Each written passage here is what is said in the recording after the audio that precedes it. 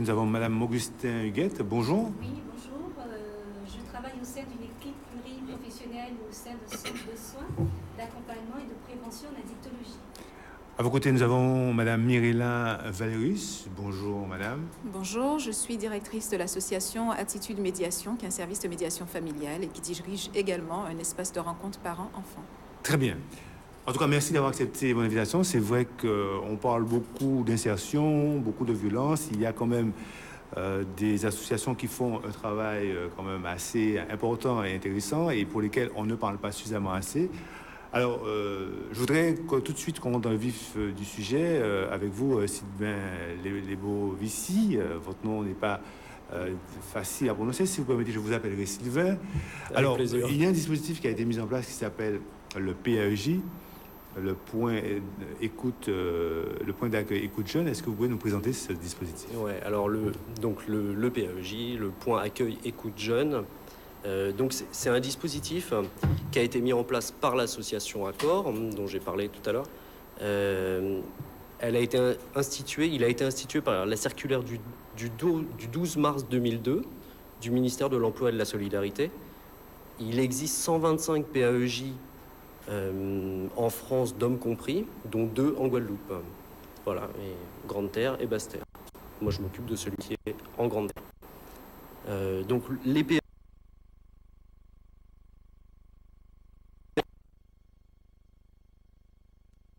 définis autour d'une fonction préventive d'accueil, d'une part, mais d'écoute, de soutien, de sensibilisation.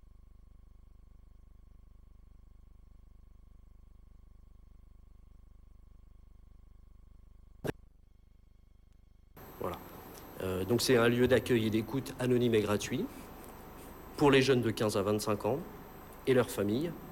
Il n'y a aucune formalité administrative.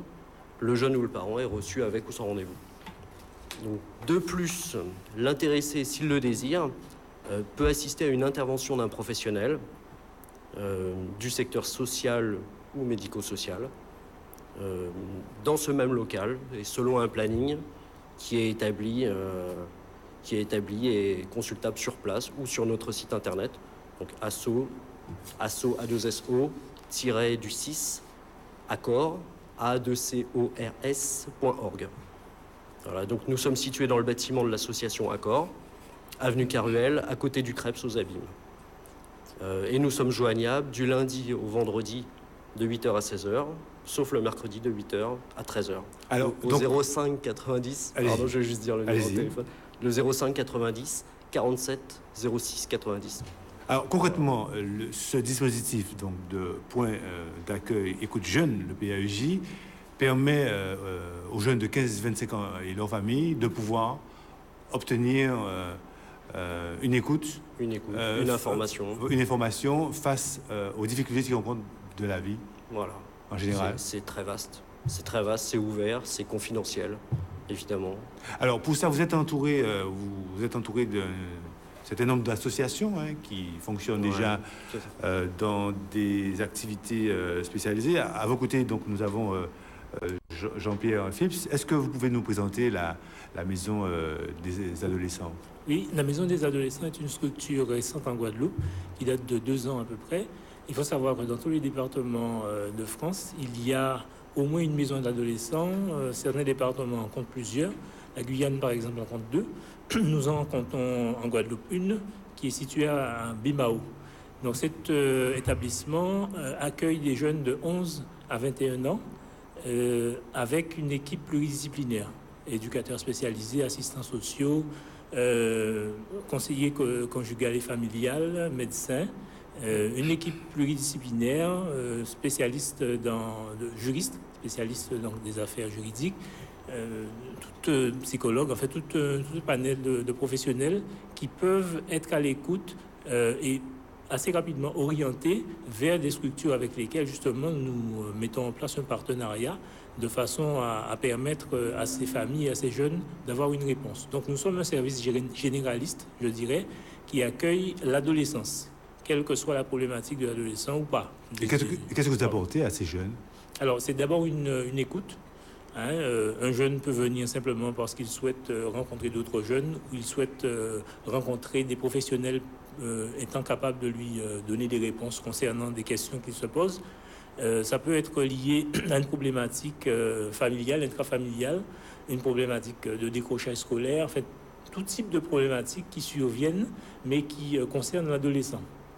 Donc face à ces jeunes, je le disais, un panel de professionnels qui peuvent aider ces jeunes non seulement en termes d'écoute, mais aussi en termes d'orientation interne vers des ateliers que nous mettons en place. Une chaîne concurrente avait montré un travail qu'on a appelé canithérapie, que nous faisons avec des chiens et qui donne des résultats quant à la communication avec certains jeunes qui ont du mal à communiquer en entretien ou qui simplement ont des capacités, ont un animal, ont des capacités à mieux communiquer à travers ce média. Est-ce que les jeunes vous sollicitent? On va dire que les familles nous sollicitent. De plus en plus de jeunes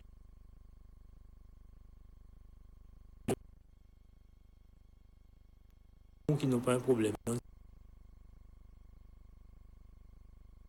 D'autres partenaires nous sollicitent afin que nous puissions rencontrer des jeunes. Étant donné que notre mode d'écoute est pluriprofessionnel durant les entretiens, cela permet notamment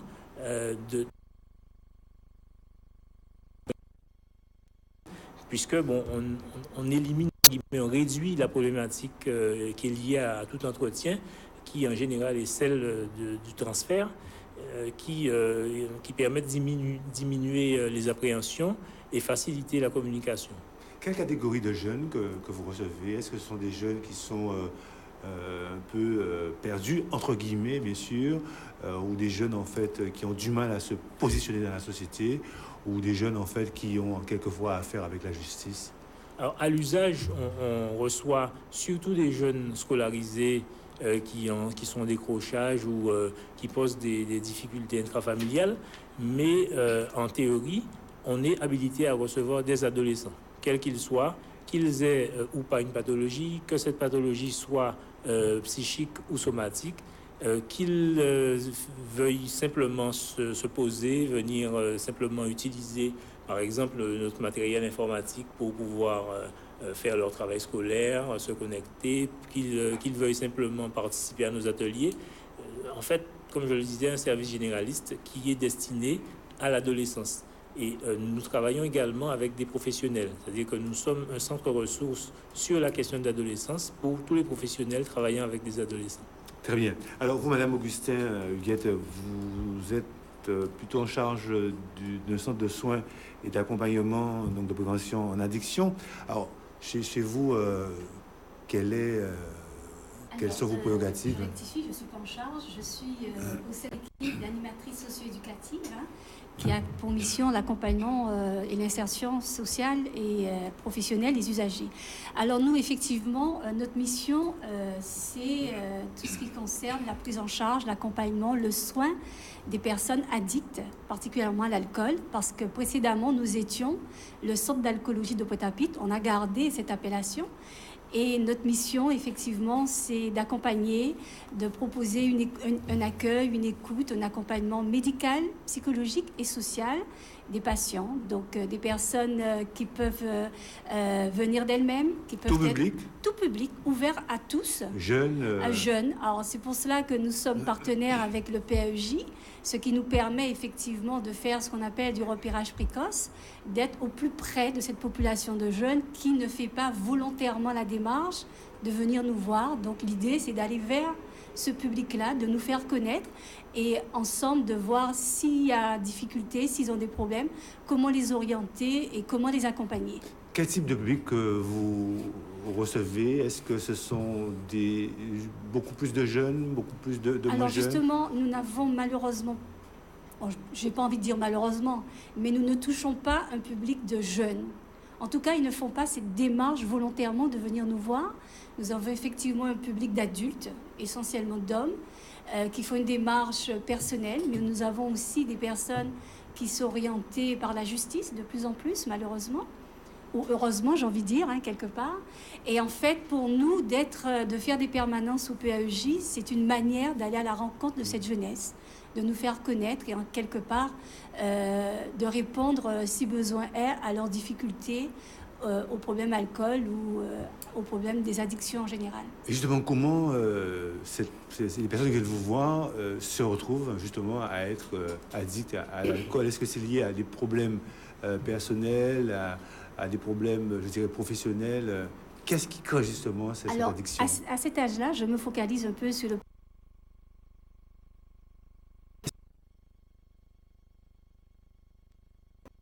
recul, le regard que nous avons. Ce sont des jeunes, comme beaucoup de jeunes, qui viennent à l'alcool, en tout cas pour ce qui nous concerne, de manière festive. Ils vont s'adonner, c'est tout un processus qui va se mettre en place. Quand on parle d'addiction à cet âge-là, on n'est pas heureusement totalement encore dans une dépendance, on est dans une situation de risque. Et notre rôle à nous, c'est de tirer la sonnette d'alarme, d'être là pour les informer, leur dire effectivement le risque qu'ils peuvent encourir, le processus qui peut se mettre en place pour arriver vers cette addiction, vers cette dépendance.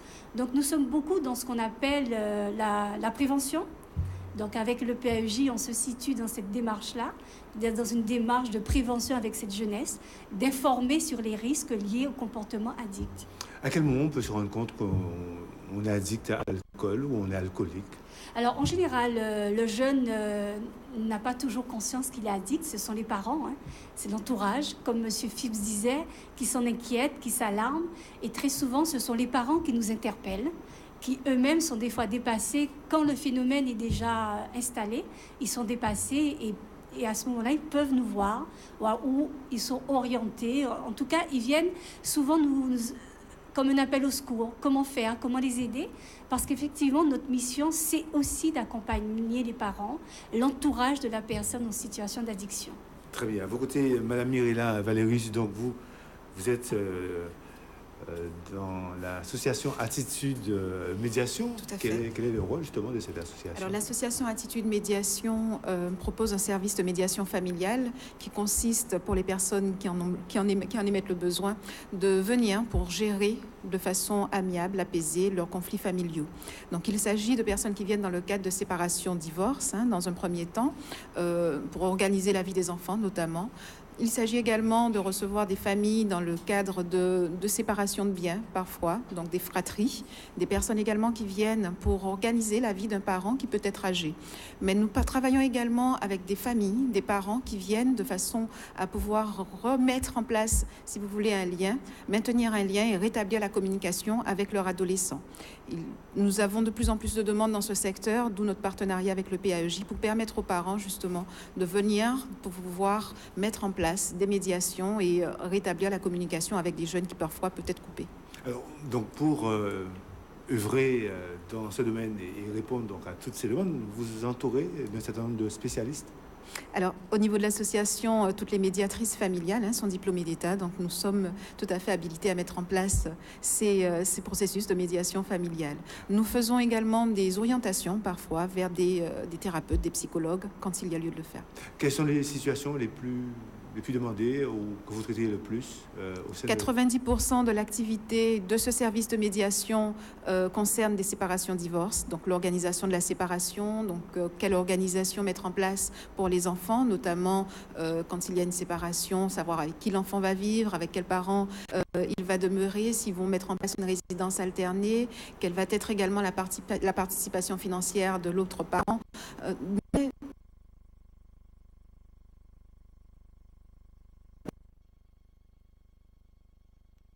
Et comment ça se passe en général, les médiations? Est-ce que ça se passe dans un cadre, je dirais, positif, avec une attitude positive, où il y a toujours des conflits en grande majorité? C'est véritablement une ouverture à la parole. C'est permettre aux parents de pouvoir s'exprimer.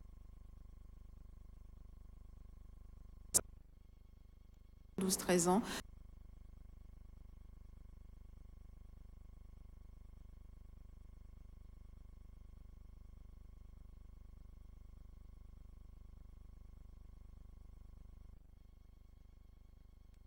Au-delà du fait effectivement de participer au PAEJ. Alors, il y a plusieurs possibilités. Les personnes viennent spontanément. Donc, elles prennent contact avec nous, on les reçoit de façon tout à fait gratuite, bien entendu, le premier entretien. ou de façon judiciaire, sur ordonnance du tribunal, donc, parce que le juge aux affaires familiales a la possibilité également d'ordonner une médiation familiale, même si la médiation orientation professionnelle, par le biais d'autres professionnels qui travaillent en partenariat avec l'association, notamment la Maison des adolescents. Nous travaillons également avec l'accompagnement de la caisse d'allocation familiale, donc qui oriente également par le biais d'un courrier les personnes en médiation familiale, notamment quand il s'agit d'accompagnement de l'allocation.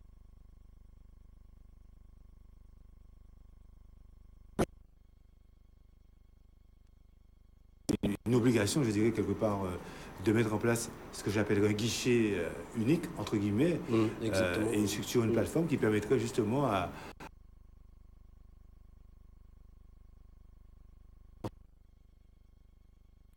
Gilles le propose. Oui, tout à fait. En fait,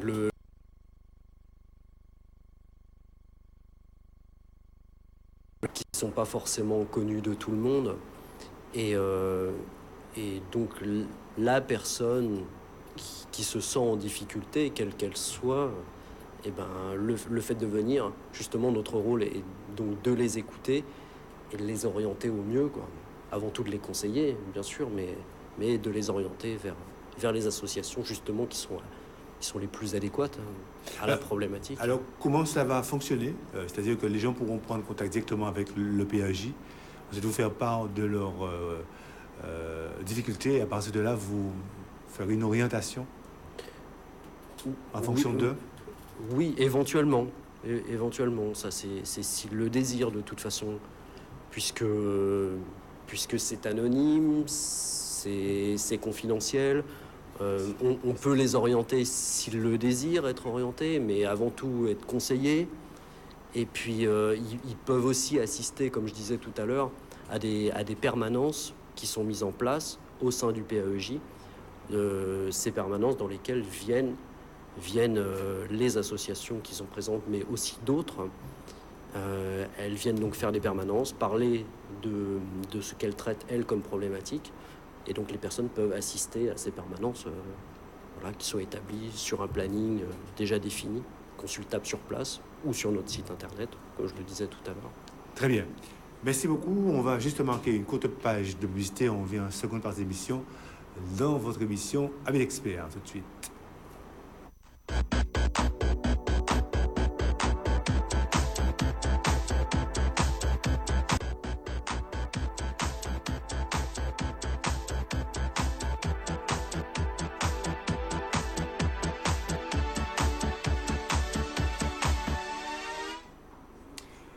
Nous voilà en seconde partie d'émission. Bonjour pour ceux qui nous rejoignent à l'instant. Je rappelle que nous avons un parterre d'invités fortement intéressants avec comme sujet la présentation du dispositif Point Accueil Écoute Jeune, PAEJ, avec donc les invités. Nous avons eu une première partie avec des invités et une seconde partie avec d'autres invités.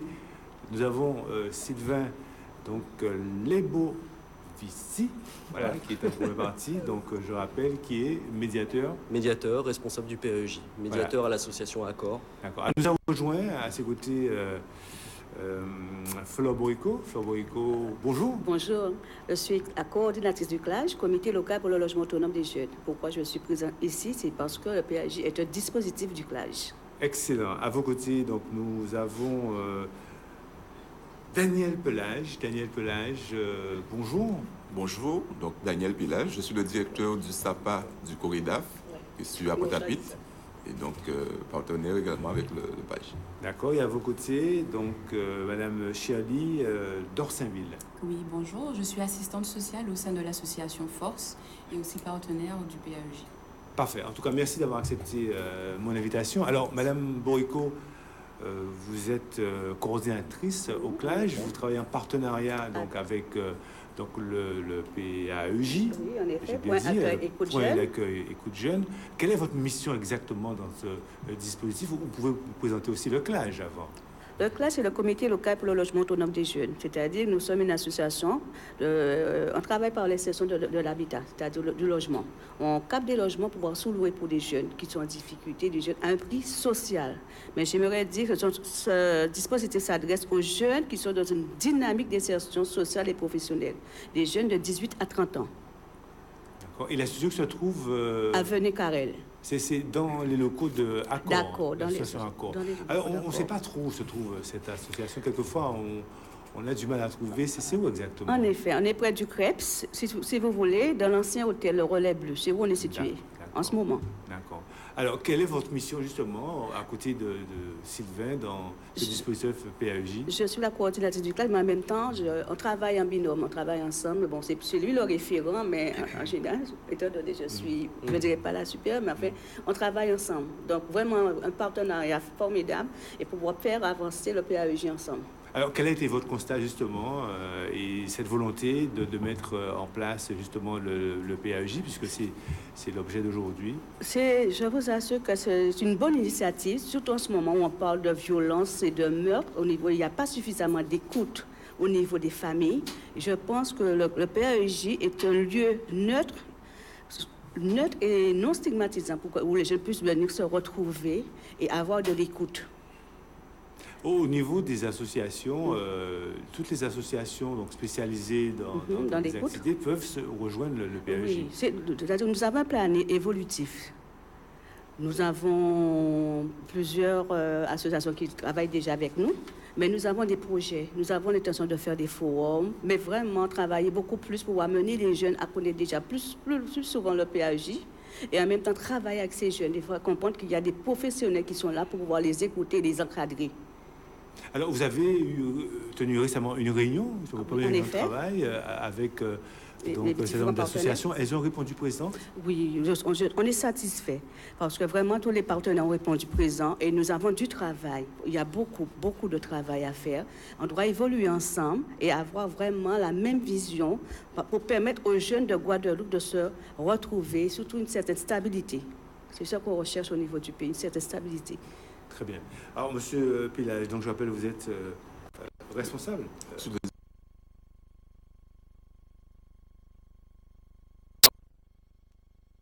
dis que je représente d'abord l'association. L'association Corridaf, c'est une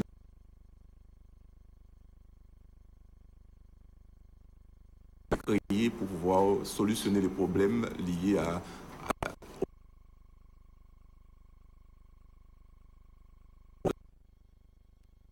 voir venir des produits tels que le cannabis, et c'était accompagné des solutions parce que ça touchait les jeunes de l'époque. Ensuite, au fur et à mesure, cette association est structurée. Aujourd'hui, elle est composée de 15 administrateurs, des membres élus, et le président, c'est M. Firmin Hippolyte, qui défend un peu ce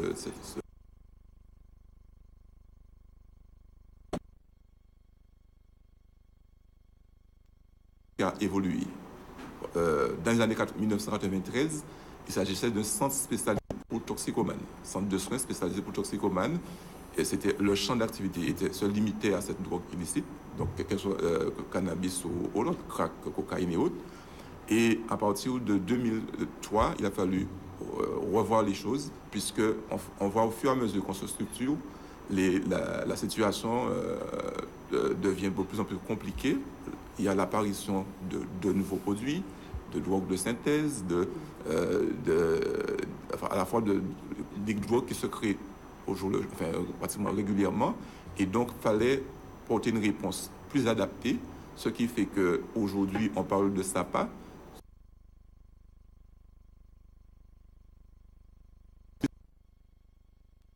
Tous qui sont addictologues ont eu leur DU en addictologie. Aujourd'hui, notre service, principalement, est répertorié comme un service de soins. Donc, on reçoit du lundi au vendredi, de 8h à 16h.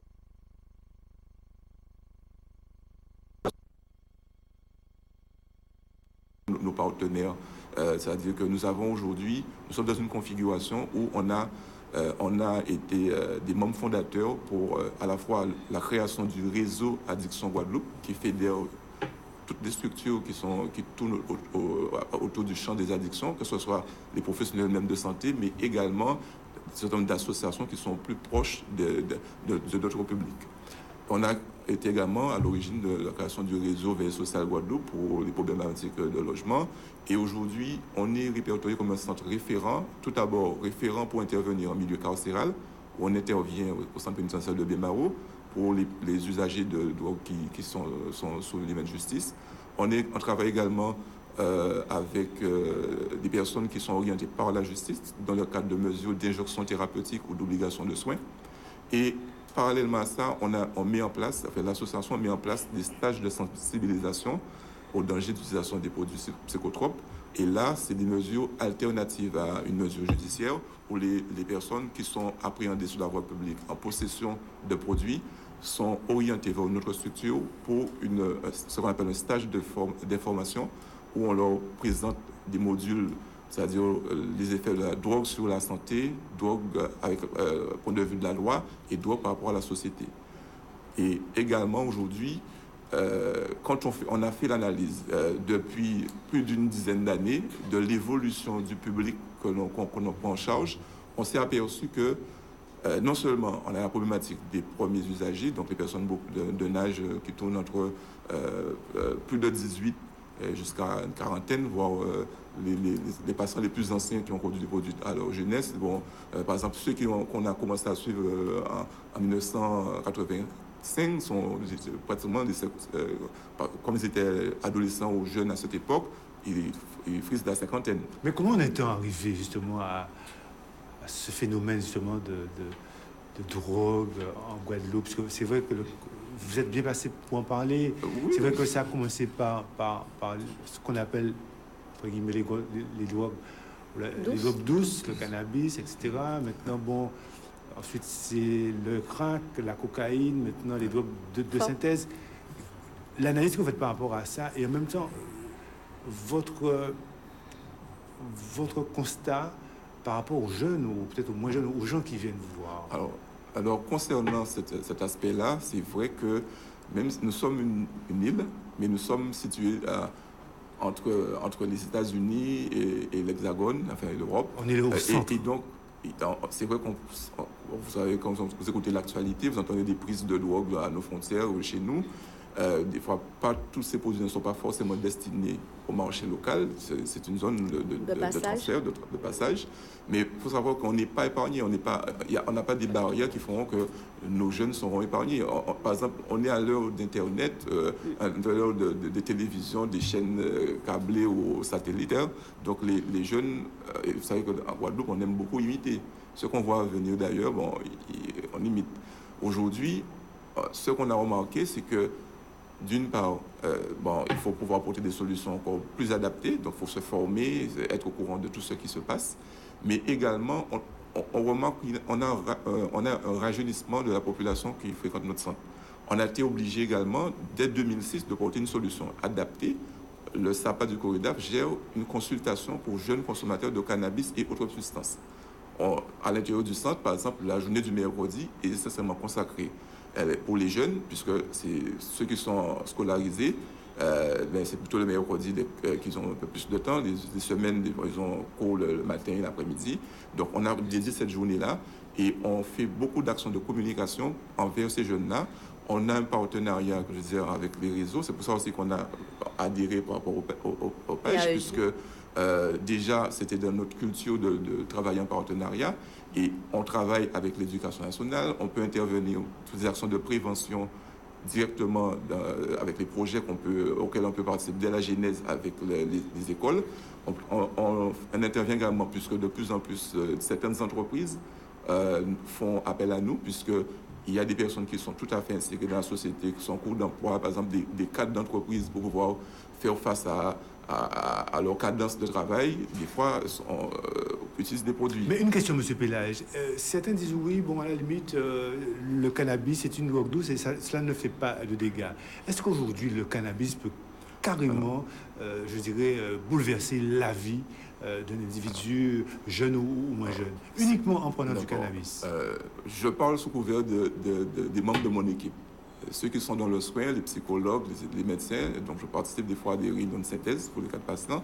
Et je peux vous dire que ça fait longtemps qu'on ne parle plus de drogue douce et de drogue dure.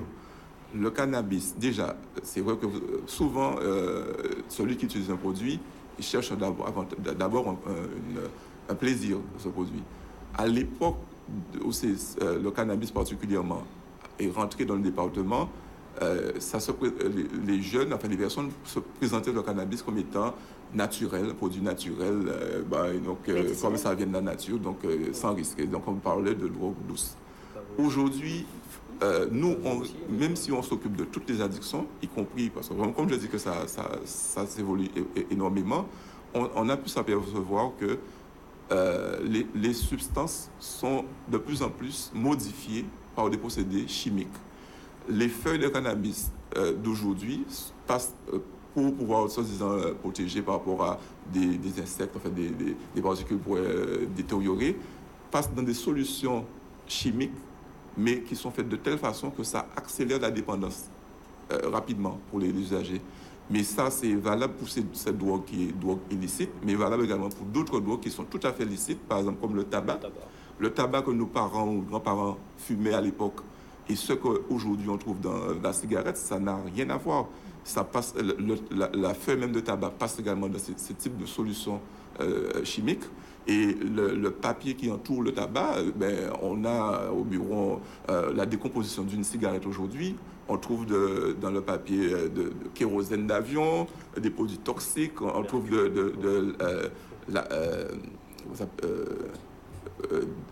l'ammoniac. En fait, il y a une composition, il y a plus d'une vingtaine de produits qui sont inclus dans le papier.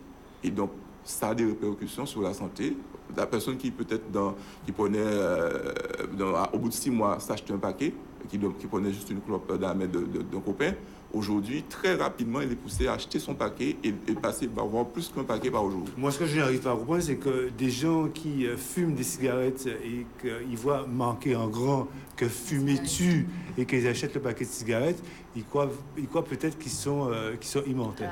Alors, Madame Chali Dorceville, donc vous êtes dans l'association Force. Est-ce que vous nous présentez l'association? Oui. Donc la structure Force à la base est une association qui milite pour la femme, pour son épanouissement. Nous avons à cet effet un observatoire féminin qui mène aussi des études en ce sens. La dernière en date porte sur la femme et l'agriculture. Donc à côté de cela, Madame Gaspard Mérite Christiane, qui est la présidente de Force, est pilote du REAP, Réseau d'écoute d'appui à la parentalité. Donc, c'est essentiellement des groupes de parole qui existent un petit peu dans chaque commune, qui est un espace pour les parents, qui permettent des échanges autour des difficultés que rencontrent certains parents avec leurs enfants. Donc, le REAP n'a pas vocation à trouver de réponse toute faite. Sinon, les parents eux-mêmes, en échangeant, ils se rendent compte qu'effectivement, ils ne sont pas seuls à vivre, à être confrontés à ces problèmes. Et puis, par l'échange d'expériences et autres, ils arrivent un petit peu à trouver des solutions. Donc, nous avons aussi le label Point Info Famille.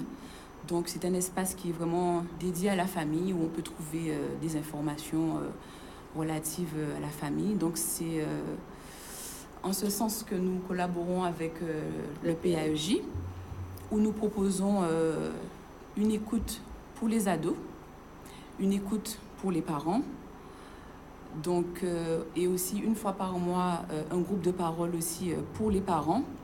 Et nous espérons vraiment à court terme, lorsque nous ferons émerger de chaque côté les problématiques, faire des groupes mixtes avec les parents et les jeunes, les confronter et voir un petit peu qu'est-ce que cela pourra donner. En fait. Quelles sont les situations ou les difficultés qui reviennent le plus souvent, que vous avez recensées, les problématiques aussi? Au niveau des parents... Elles sont toujours les mêmes ou bien ou à la limite... c'est assez varié. Ça varie. Ça varie. Ça peut être un jeune qui vient parce que, bon, un peu gêné par rapport à ce changement au niveau de sa puberté que ce jeune n'assume pas.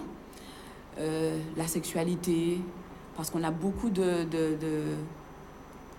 d'apports, beaucoup d'illusions, enfin pas d'illusions, mais beaucoup de fausses informations par rapport à la sexualité. Par exemple, on ne peut pas tomber enceinte après un premier rapport, genre de choses. Ça reste encore un sujet tabou. Tout à fait. Et même les parents expriment un petit peu la difficulté d'en parler. Ils ont du mal à aborder ces sujets avec tout à fait. les enfants. Qu'est-ce que je dois dire, qu'est-ce que je dois répondre. On a même des fois les infirmières au niveau des établissements qui nous disent donner un préservatif à un jeune. Il y a certains établissements, je sais que jusqu'au jour d'aujourd'hui, qui refusent de mettre un distributeur de préservatifs au niveau des établissements parce qu'ils pensent qu'effectivement, ça incitera le jeune à avoir des rapports. Mais il ne voit pas le côté préventif de la chose. Donc nous aussi, on est là un peu pour orienter et puis écouter ce genre de problématiques. Ça tourne aussi autour de la scolarité. Un jeune qui est perdu, qui ne sait pas un petit peu... qui n'a pas de projet professionnel, qui ne sait pas ce qu'il veut faire de sa vie. On peut aussi l'aider en ce sens. Ça peut être aussi tout simplement un manque de communication entre les parents et l'enfant.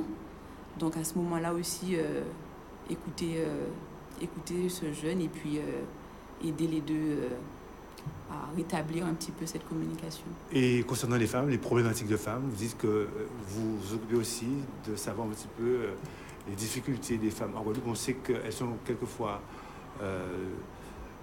elles subissent quelquefois la violence de certains hommes. Est-ce qu'aujourd'hui, cela reste aussi un sujet très important à évoquer? Ça reste un sujet très important. Et on se rend compte qu'effectivement, en Guadeloupe, il y a beaucoup de femmes qui sont victimes de violences conjugales. Elles ont très souvent du mal à venir en parler parce que ça reste une souffrance. C'est difficile de parler de soi, de ses problèmes. Mais on est là aussi pour les aider en ce sens. D'ailleurs, on va bientôt mettre en place un accueil de jour au sein de l'association pour les femmes qui sont victimes de violences. On a aussi très bientôt, le 27 novembre, à la salle Laura Flessel, notre journée de lutte contre les violences faites aux femmes, avec des lycéens. Notamment, le thème, ce sera le rapport au corps chez les filles et les garçons. Donc... Très bien. Ouais. Alors... dans cette présentation, Sylvain, on se rend compte que vous avez quand même au niveau du PAEJ un rôle majeur à jouer en termes de communication, car j'ai l'impression que c'est vrai qu'il existe quand même des associations très dynamiques sur le terrain, mais peut-être que la population n'est pas suffisamment informée de l'existence de ces structures. Voilà, tout à fait. Donc ça c'est le rôle du PAEJ, c'est d'informer en effet les jeunes qui sont concernés par ces problématiques proprement dites, quoi. Et donc les amener à aller dans ces associations-là qui sont, elles, spécialisées, quoi. Mais avant tout, le rôle du PAEJ, c'est quand même, je le répète, hein, mais c'est quand même un lieu d'écoute anonyme et confidentiel. Voilà, et gratuit, évidemment. Voilà, moi je reste persuadé en fait que si on peut apporter une oreille, tout simplement, à un instant précis, à un jeune qui est en souffrance, peut-être qu'on pourra le sortir d'un mauvais pas, peut-être qu'on pourra éviter le pire pour cette personne, quoi. D'accord. Si on peut l'aider dans ce sens-là, oui. Voilà, c'est qu'on aura réussi, quoi. Je rebondis sur ce que M. Lesbouvicil vient de dire. C'est vrai que le PAEJ Grande Terre est un lieu d'écoute, d'accueil d'écoute, mais il ne faut pas oublier qu'on a une permanence, que les jeunes, s'ils veulent venir nous voir, ils ont une problématique quelconque, qu'ils ne peuvent pas aller vers les partenaires, c'est-à-dire où se trouvent les partenaires. Nous, à Accor, c'est-à-dire le lieu d'écoute où on est installé, c'est un lieu non stigmatisant, c'est-à-dire que les jeunes peuvent venir, c'est-à-dire, ils ne pas, tu sais, quand on est en Guadeloupe, on a toujours l'impression qu'on est vu par quelqu'un d'autre, alors que là, c'est un lieu qui est neutre.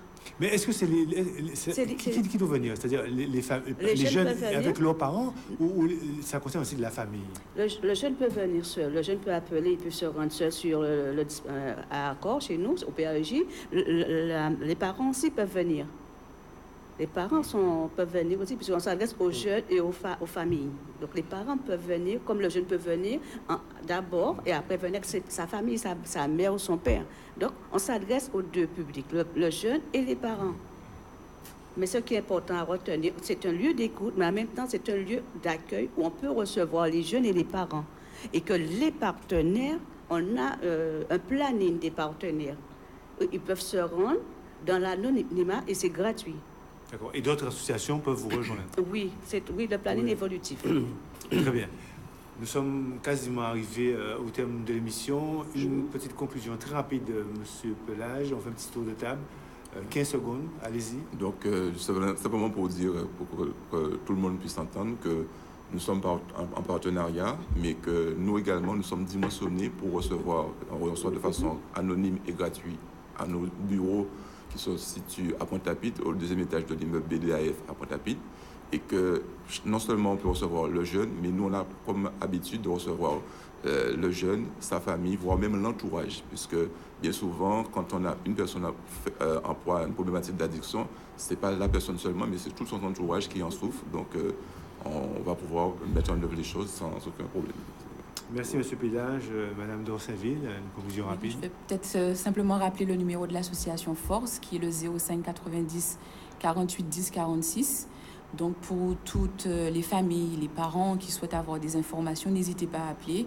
Ou sinon, on se verra à la permanence du PAEJ. D'accord. Merci. Madame Boyko, une conclusion. Je tiens à remercier tous nos partenaires du PAEJ, mais en même temps, je tiens à préciser que le PAEJ est un dispositif de CLAGE et j'ai oublié de dire que CLAGE est un dispositif d'accord dont le directeur est M. Calmet Jean-Marc. Très bien. Hein? C'est bien, il faut le préciser, puisque c'est accord qui chapeaute le tout. Toute l'organisation. Toute l'organisation. Sylvain, mot de la fin? Un mot de la fin. En fait, moi, je vais On rappelle. citer nos autres partenaires rapidement qui n'ont pas pu être présents aujourd'hui. Donc, il y a Entraide Guadeloupe, qui est une association de lutte contre l'exclusion. Il y a Maternité Consciente. Donc, c'est un planning familial et des centres médicaux. Il y a le CIDF aussi, le Centre d'information sur le droit des femmes et des familles. Il y a aussi le FFE, Forum des Futurs Forums étudiants, KJG, Collectif Jeunesse Guadeloupe, et d'autres. Voilà, donc pour finir, je vais vous rappeler peut-être l'endroit où on se trouve, donc avenue Caruel. On est situé à côté du Krebs. Il y a une grande enseigne, Accor, on ne peut pas le louper normalement, c'est écrit en rouge sur blanc. Notre numéro de téléphone, c'est le 05 90 47 06 90, 47 06 90. Et il y a notre site internet aussi, asso-du6 Accor, RS à la fin, .org. asso-accord.org. Voilà, je vous remercie de nous avoir reçus. Madame Boyko, une dernière. Je tiens à préciser qu'à la fin du mois de janvier, nous aurons un forum avec tous les partenaires sur le site d'Accor. Donc, c'est une façon de rassembler tout le monde et pour pouvoir accueillir les deux publics, le public des jeunes et le public des parents, pour nous faire connaître et savoir quelles sont nos priorités.